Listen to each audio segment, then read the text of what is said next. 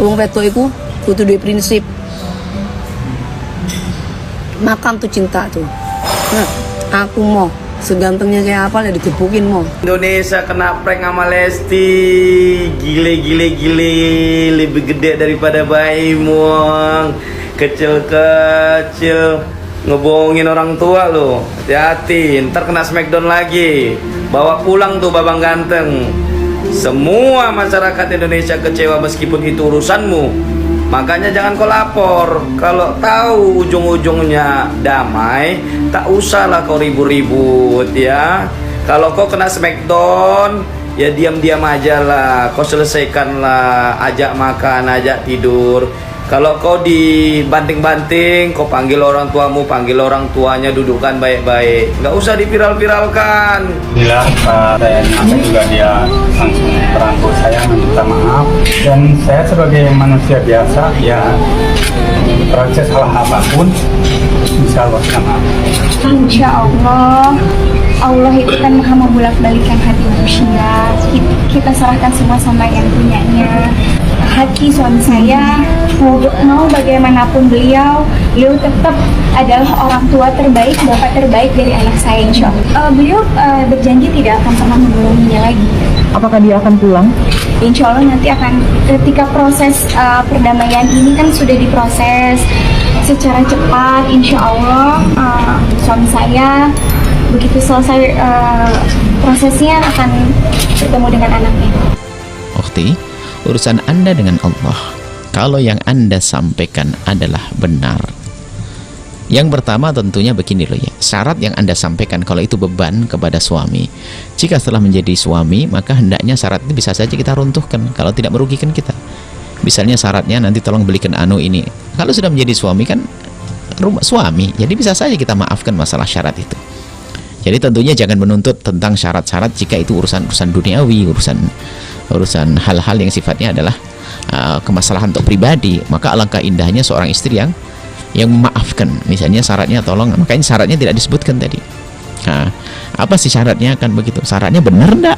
Anda buat syarat benar atau tidak? Kalau syaratnya adalah benar, misalnya kalau kamu menikahi saya, tapi nanti harus kamu belikan rumah saya yang ini, karena setiap harus memberikan uang kepada ibu saya begini, maka setelah menikah bisa saja Anda memaafkan itu semua, karena itu tuntutan memberatkan kepada sang suami kalau permasalahan itu. Tapi kalau permasalahannya lain, dia tidak beri nafkah 9 bulan, Anda hamil 9 bulan tidak beri nafkah, itu laki-laki gila. Kecuali karena dia fakir, Anda harus maafkan dia. Kalau dia fakir tidak punya apa-apa, Anda maafkan dia, itu istimewa bagi Anda. Dolim kepada orang tua. Tapi dolim kepada orang tua Anda. Kalau memang dia adalah seorang laki-laki yang bisa bekerja dan bisa beri nafkah, cuman dia lebih senang main-main, padahal punya istri hamil, kemudian kurang ajar lah. Kalau begitu, kalau seandainya seorang wanita seperti Anda ini minta cerai, sudah tidak dosa lagi. Karena apa? Itu keterlaluan, suami tidak beri nafkah, itu gila. Nggak benar yang demikian, itu bukan dalam syariat semacam itu. Kecuali suami Anda memang bekerja bangkrut, nggak bisa bekerja. Banyak kisah wanita muliakan suaminya yang tidak bisa bekerja, banyak. Tapi kalau kasusnya karena dia dolim, ada rizki tapi tidak memberikan pada Anda, kemudian perilakunya, wataknya dolim segala macam, maka jika benar kami sampaikan, jika benar apa yang Anda sampaikan, maka ketahuilah Anda minta cerai pun sudah boleh. Alasan Anda mempertahankan anak Anda ini berpikir yang benar. Maka dari sini saya curiga, apakah betul omongan Anda? Kalau Anda mengatakan demi anak, memangnya beri nafkah? Ya kalau tidak beri nafkah kan sama aja, di saat Anda berpisah dia tidak beri nafkah juga. Ya. Apakah betul dia tidak beri nafkah? Kenapa Anda takut urusan anak? Ini loh, makanya hal semacam ini kita harus mendengar dari suami. Kalau urusan anak pun dia juga tidak beri nafkah, loh kenapa Anda pusing? Anda insya Allah Anda akan berpisah dengan mencari, nanti kelak akan datang laki-laki yang baik, yang mulia, yang bisa muliakan Anda. Tapi ingat catatan lain lagi. Di saat Anda menjanda, itu tidak gampang, setan semakin gede. Karena mohon maaf, Anda seorang wanita yang sudah pernah menikah, akhirnya tahu keindahan kemesraan dalam pernikahan. Di saat menjanda, kadang setan berbisik, sehingga naudzubillah alangkah banyaknya orang setelah menjanda terjerumus dalam kehinaan zina. Maka Anda harus waspada berkomunikasi dengan kaum laki-laki. Bisanya Anda menikah saja, kalau komunikasi waspada. Kenapa? Apalagi saat ini Anda punya permasalahan dengan suami, sehingga mohon maaf yang namanya syahwat mungkin jarang bangkit dan sebagainya, sehingga di saat terlepas dari suami yang zalim, kadang-kadang itulah saat setan mulai berbicara. Syahwat, tiba-tiba melihat laki-laki semuanya tampan, mempesonakan dan sebagainya. Maka ingat, Jika harus mengambil langkah cerai, harus waspada. Anda harus yakinkan diri Anda bahwasanya Anda akan selamat tidak masuk wilayah perzinahan atau muqaddimah zina. Anda pikirkan sendiri, saya tidak tahu sesungguhnya seperti apa urusan Anda dengan Allah. Kami hanya menangkap dari omongan Anda lalu kami sampaikan semacam ini. Semoga Allah menjaga semuanya. Harapan kami adalah suami sadar, tobat, menjadi baik kepada Anda, dan Anda menanamkan kembali, menyuburkan kembali kecintaan atau menanamkan benih-benih cinta, kemudian setelah itu hidup bersama indah. Tapi kenyataannya kezaliman masih terus berjalan seperti yang Anda ceritakan. Kalaupun Anda minta cerai sudah tidak dosa lagi. Tapi ingat, kalaupun bercerai Anda harus yakin bahwasanya setelah itu Anda tidak akan terjerumus dalam kehinaan zina atau muqaddimah zina. Karena apa? Anda seorang wanita yang sudah pernah tahu urusan-urusan suami istri.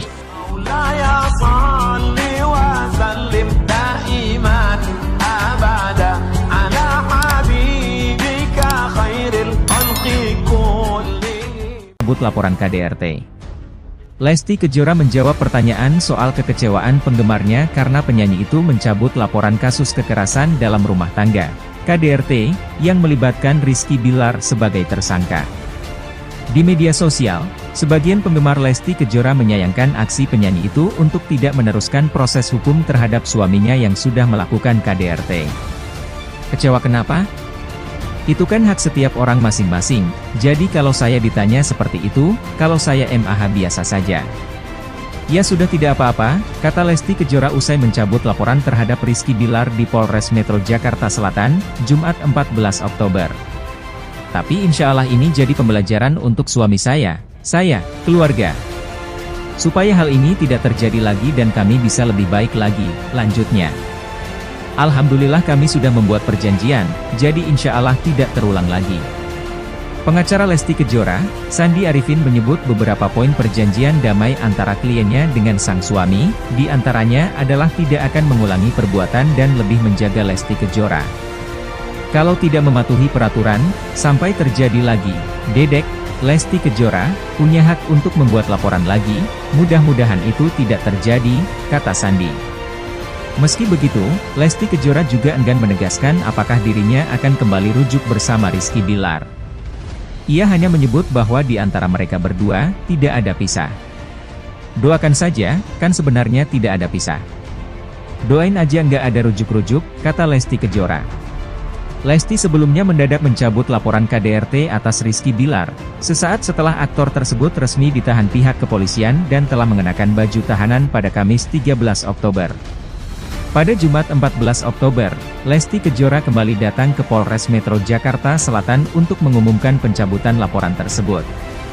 Ia didampingi sang ayah, dan kuasa hukumnya Sandi Arifin. Alasannya anak saya, karena mau bagaimanapun suami saya bapak dari anak saya, kata Lesti. Beliau juga alhamdulillah sudah mengakui perbuatannya dan meminta maaf kepada